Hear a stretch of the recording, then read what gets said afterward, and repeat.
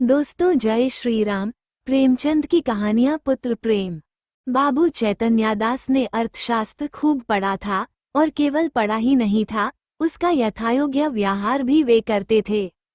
वे वकील थे, 2-3 गांवों में उनकी जमींदारी भी थी, बैंक में भी कुछ रुपये थे। ये सब उसी अर्थशास्त्र के ज्ञान का फल था।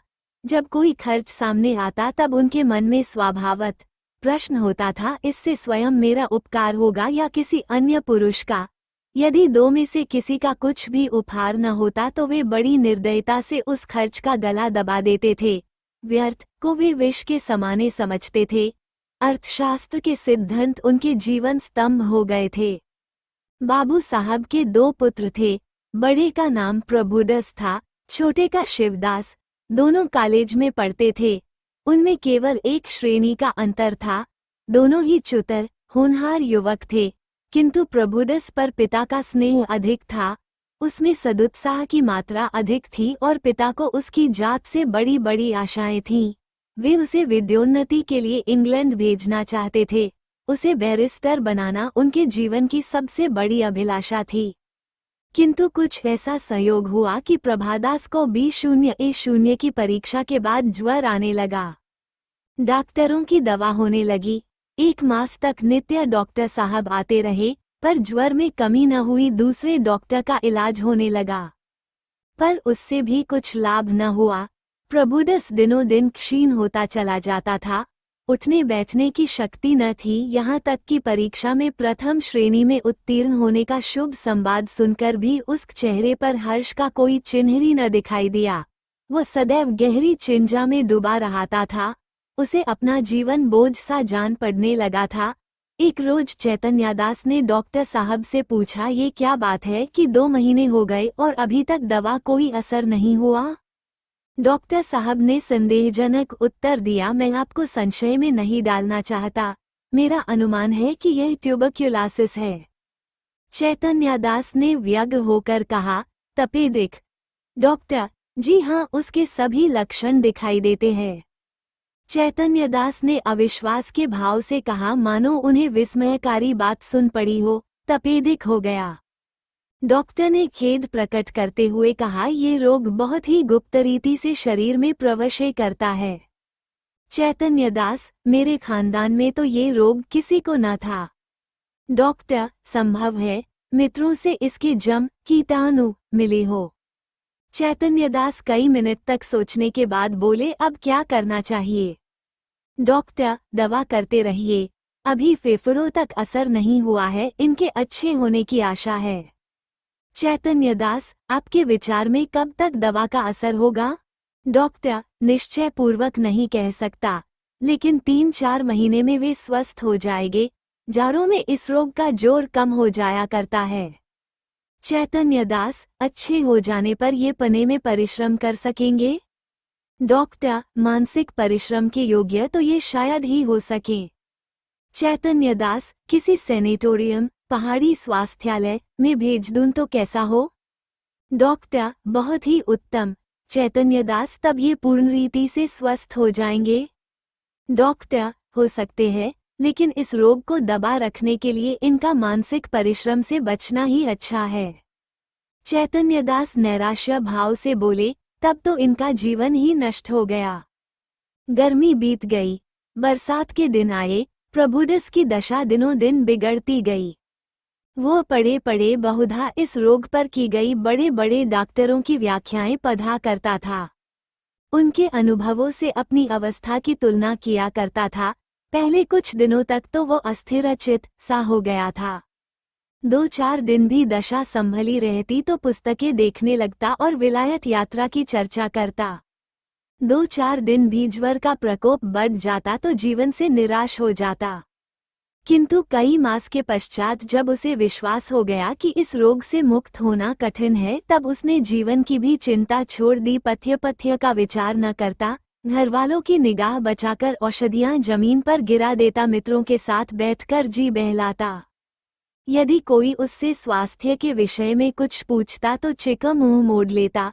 उसके भावों में एक शांतिमय उदासीनता आ गई थी और बातों में एक दार्शनिक मर्मज्ञता पाई जाती थी।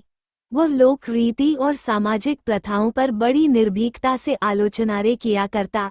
यद्यपि बाबू चैतन्यदास के मन में रहकर शंका उठा करती थी कि जब परिणाम विदित ही है तब इस प्रकार धन का अपव्यय करने से क्या लाभ, तथापि वे कुछ तो पुत्र प्रेम और कुछ लोक मत के भय से धैर्य के साथ दवा दर्पण करते जाते थे।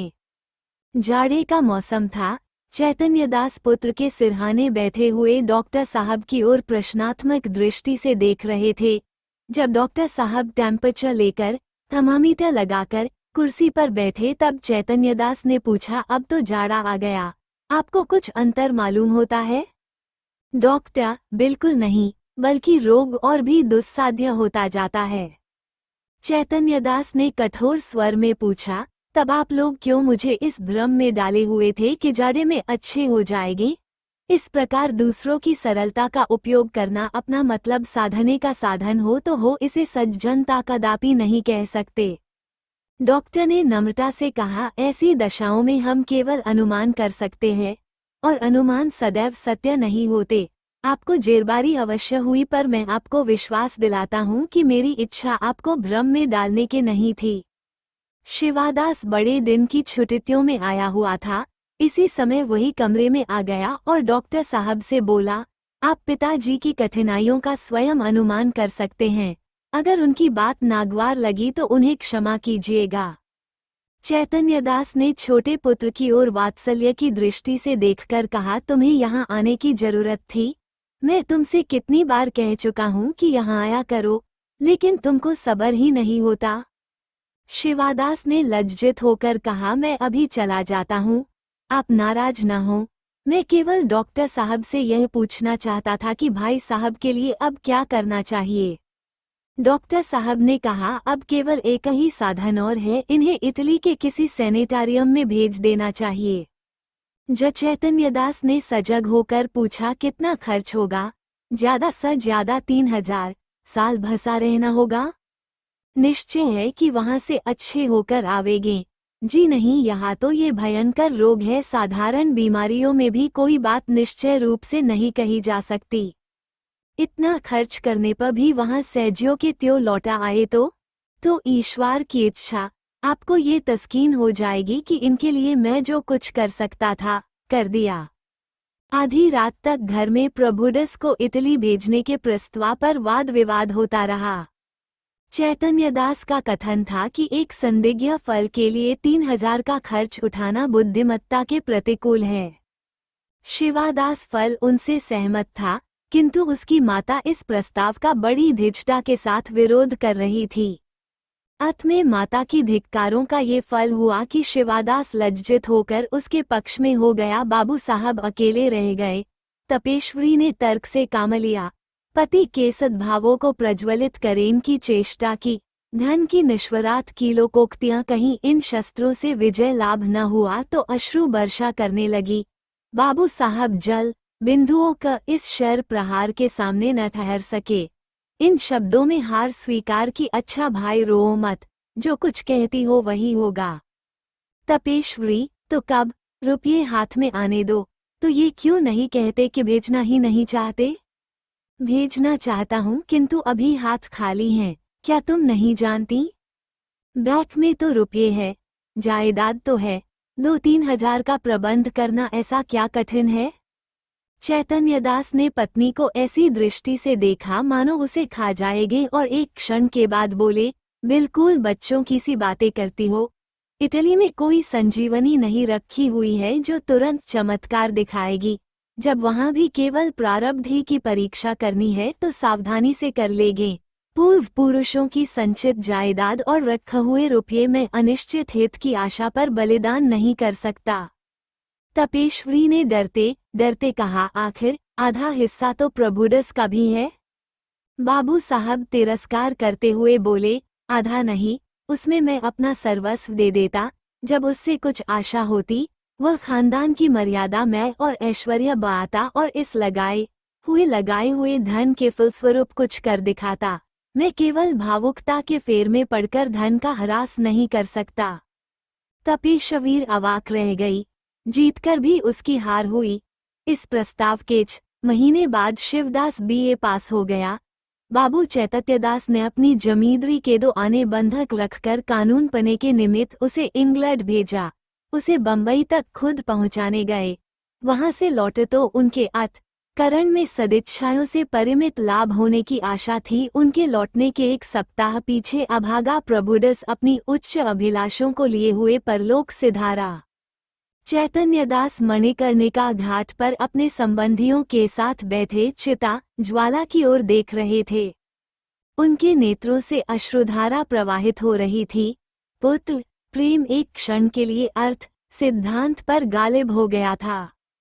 उस विरक्तावस्था में उनके मन में ये कल्पना उठ रही थी, संभव है इटली जाकर प्रभुदास स्वस्थ हो जाता। हाय, मैंने 3000 का मोह देखा और पुत्र रत्न को हाथ से खो दिया।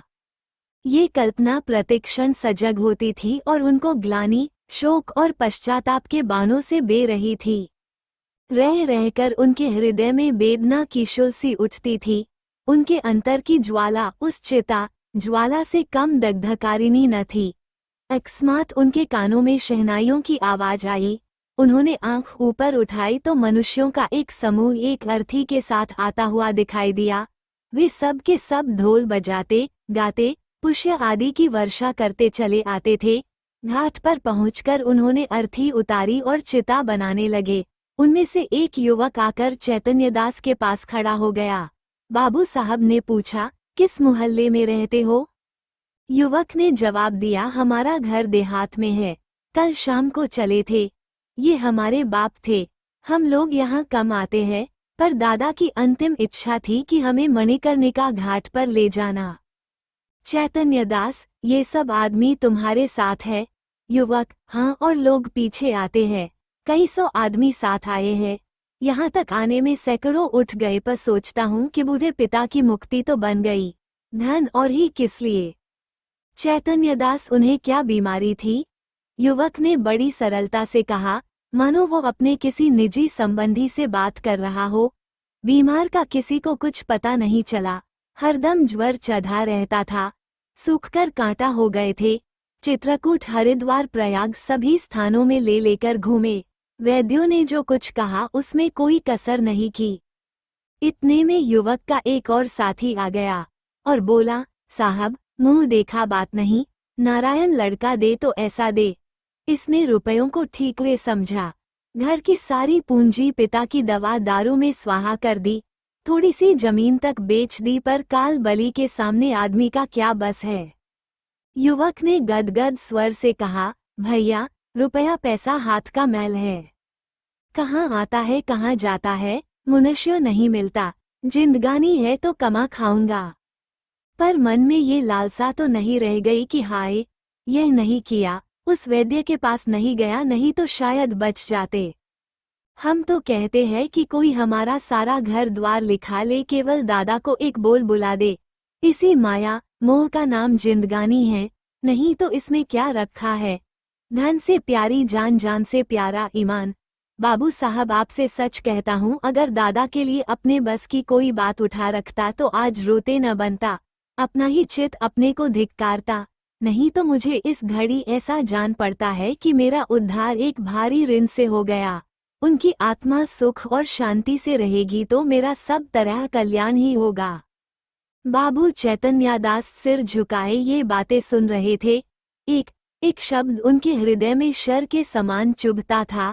इस उदारता के प्रकाश में उन्हें अपनी हृदयहीनता, अपनी आत्मशून्यता, अपनी भौतिकता अत्यंत भयंकर दिखाई देती थी।